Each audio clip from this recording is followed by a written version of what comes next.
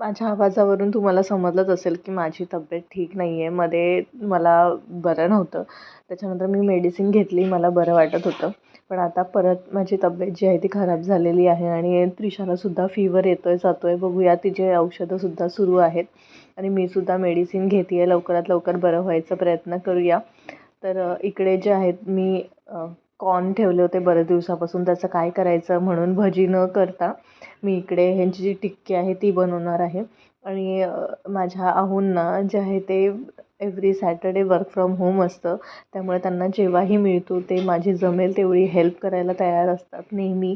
आणि आता जशी की तब्येत ठीक नाही आहे तर ते खूप कमी कामं कर असं सांगतात मला. स्वतःच्या तब्येतीची काळजी घे, कामं होत राहतील. आणि त्यांचे हे वाक्य मला फार मनाला ऊर्जा देऊन जातात. तर इकडे तेच माझ्यासाठी आमच्यासाठी चहा बनवत आहेत. आय होप तुम्हाला व्लॉग आवडला असेल तर लाईक द्या, चॅनलला सबस्क्राईब करा.